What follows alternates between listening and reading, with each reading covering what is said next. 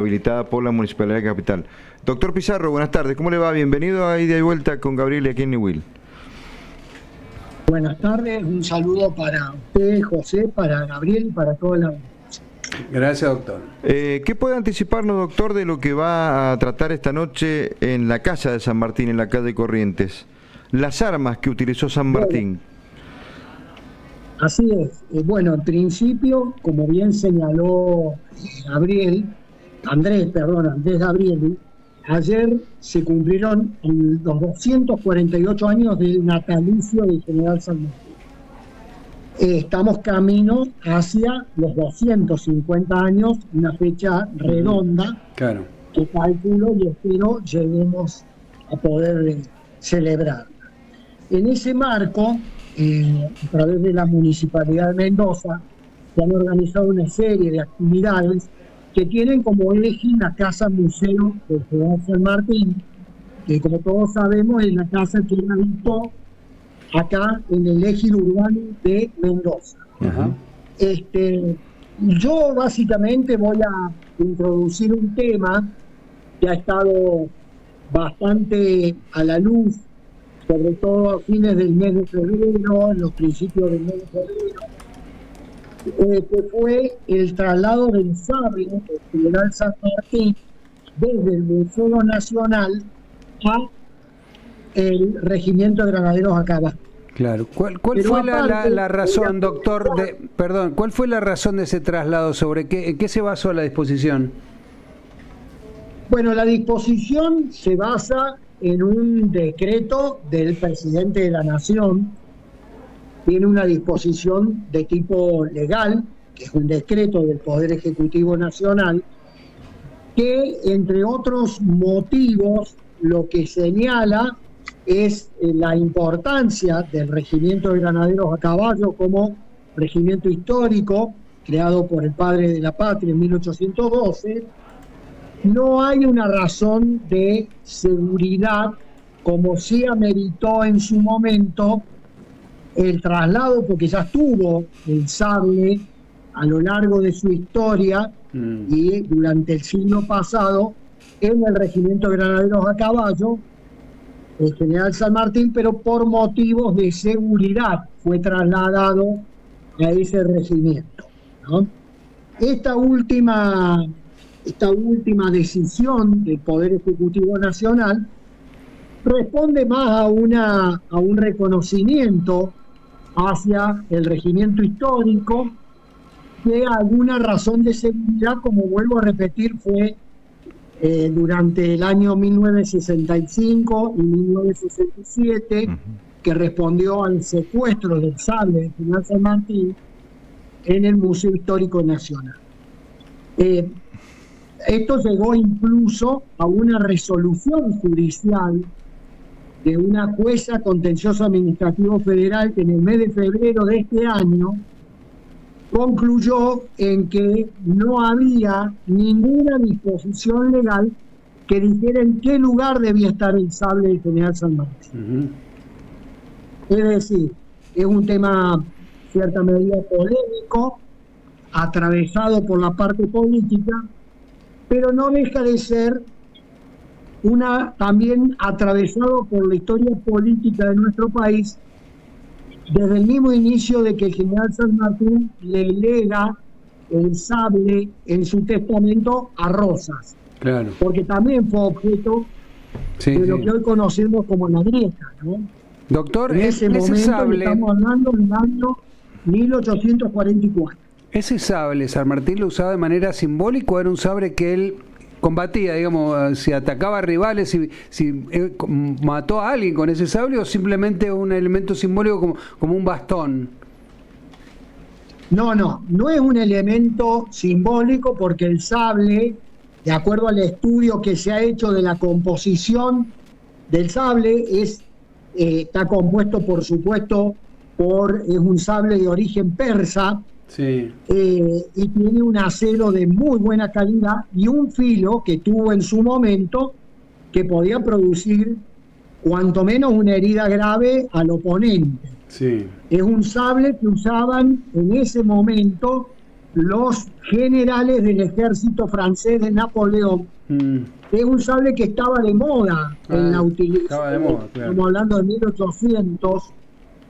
Y el general San Martín lo adquiere en Londres en 1811 y de hecho lo usa en las dos batallas trascendentes de la libertad sudamericana, como son la batalla de Chacabuco y la batalla de Maipú. Claro. Por supuesto que en esas batallas el general San Martín, como todo comandante, las dirigió desde un lugar desde lejos, donde no podía entrar en combate o no estaba previsto que entrara, como sí lo hizo él en el combate de San Lorenzo. ¿Ah, sí? Ajá. Pero en San Lorenzo no utiliza este sable, sino que utiliza otro distinto. En el combate de San Lorenzo, es decir, no está el sable corvo del general San Martín. En esa no hay registros de que él lo tuviera, pero sí hay registros históricos que lo tuviera en Chacabuco y en Maipú. Doctor, en algún punto se va a plantear... Sí. Dígame, la fabricación de armas aquí en Mendoza, en el campo histórico del Plumerillo, como se conoce hoy, Fray Luis Beltrán, el trabajo del hombre encorvado para fabricar las futuras armas del Ejército Libertador.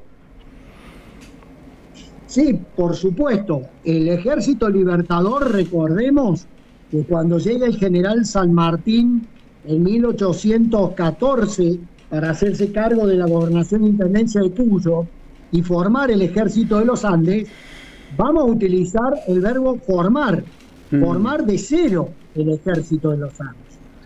La formación de un ejército que llegó a tener en el cruce de los Andes en el orden de los 4.500 hombres, se hizo de cero, es decir, no existía esa organización, existían otros regimientos sobre esa base. El cuerpo de granaderos a caballo ya lo había sido creado por San Martín, pero necesitaba dotar de armamento. Claro. Ese armamento fue forjado con la gran ayuda de Fray Luis Beltrán y de muchísimos trabajadores, pero también fue forjado a través del envío de armas desde otras partes del país. Entre ellos, Pueyrredón le envía casi 1.000 sables al general San Martín para que pueda armar ese ejército. Ahora, doctor, porque hoy, por ejemplo, cuando se habla de armas, se habla de tráfico de armas y los países van dotando de armamentos de distinto tipo a los países en guerra. En aquella época, grosso modo, cuando se enfrentaban ejércitos, por ejemplo, los ejércitos imperiales realistas con los criollos, ¿quién daba todo el bagaje a los ejércitos españoles? ¿Los propios españoles hacían sus armas o se nutrían de otros países europeos, de otras potencias? ¿Cómo era el tráfico de armas en aquella época? Bueno, en principio, por supuesto que existía el tráfico de armas, pero sobre todo vamos a hablar de las armas a pólvora. Sí, los cañones y los fusiles y todo eso, sí. En América no existía, por lo menos en América del Sur, no existía una fabricación de armas de pólvora. Eso se va a dar a fines del siglo XIX. Recién, es decir, pero antes de eso, muchas de las armas que cuando se produjo la Revolución de Mayo se le tomaron a los españoles, pasaron a los ejércitos libertadores en ese momento. Claro. Otras armas de estas fueron producto de las batallas que cada uno iba ganando. Y ahí se hace el parque, claro. Usted ganaba una batalla, se quedaba con las armas. Y otras armas tuvo mucho que ver Inglaterra en proveerle armas a países en formación, en este caso las Provincias Unidas del Río de la Plata, a través de fundamentalmente armas de fuego. Para embromar a los españoles. Pero entonces, ¿qué hacía Fray Luis Beltrán, doctor? No, Fray Luis Beltrán básicamente se encargó de la fundición en las fraguas de las armas de mano, las lanzas, los sables y algunos cañones que no requerían, digamos, de una expertise tal que no sea más allá del fundimiento, porque en definitiva el cañón, la bala del cañón no contenía explosivo. Claro. La carga del explosivo se utilizaba para poder proyectarla a una distancia, pero la bala no explotaba, sino que golpeaba. Claro, era una bola de hierro que golpeaba, claro. Correcto. Posteriormente sí se empezaron a producir otras armas, pero también de mucha mayor capacidad, incluso los cañones modernos, digamos, que son a partir del año 1900, claro, cuando el ejército argentino empieza a adquirirlo. Pero antes, estas armas eran rudimentarias, digamos. Las armas de fuego no, Las armas de fuego necesitaban de una tecnología que acá en el país, claro, en formación no existía. ¿Se puede decir, doctor, que San Martín salió bien pertrechado para cruzar la cordillera o iba medio en forma precaria? Mire, la respuesta está en que San Martín termina arribando el día 10 de febrero del año 1817, y el día 12 de febrero de 1817 vence en la batalla de Chacabuco. ¿Esto qué quiere decir? Que el ejército estuvo muy bien pertrechado, muy bien formado, llegó con una caballería suficiente y necesaria, porque la caballería en ese momento era decisiva para la batalla. Y como todos sabemos, el caballo no es un animal dúctil, ni menos en la cordillera de los Andes. Pero se sacó el cálculo exacto de cuántos caballos tenía que transportar ese ejército, cuántos caballos iban a morir en el cruce de los Andes, claro, y cuántos caballos iban a proporcionar parte del ejército en formación de Chile, a claro, las órdenes de O'Higgins. Claro. O sea que evidentemente llegó muy bien pertrechado ese ejército. Claro, claro. Doctor, recordamos esta noche a las 20 en la casa de José de San Martín, en la calle Corrientes 343. Usted va a dar una conferencia que la entrada es libre, gratuita, a propósito del armamento utilizado por José de San Martín en la gesta libertadora. Lo va a acompañar seguramente gente de la Junta de Estudios Históricos, además, ¿no? Digo, gente que está muy enrolada con la defensa del patrimonio, la valoración de lo que ha sido San Martín aquí en Mendoza, y el tema de los restos de la familia de San Martín, ¿no? Es así, todos nos hemos enterado por los medios periodísticos que bien informan de cuál es la situación que está atravesando en este momento la iglesia de San Francisco, donde se encuentran los restos de la hija del general San Martín, de una de sus nietas, donde se encuentra la imagen de la Virgen de Carmen de Cuyo y el bastón de mando, y también de Mariano Balcarce. Es decir, es importante en una época en la cual es tan dinámico nuestro país y nuestra situación actual, pero yo rescato el inmenso trabajo que hace, en este caso, la Municipalidad de Mendoza, en el mantener vivo en la Casa Museo del General San Martín el recuerdo, por lo menos también vivo, de alguien que cambió para siempre la historia de Sudamérica y nosotros tuvimos el orgullo que estuviera viviendo acá en Mendoza. Claro. Bien. O sea que también invito, más allá de la charla, a recorrer esas ruinas que son los pisos que quedan de aquella época en la cual el general San Martín vivió.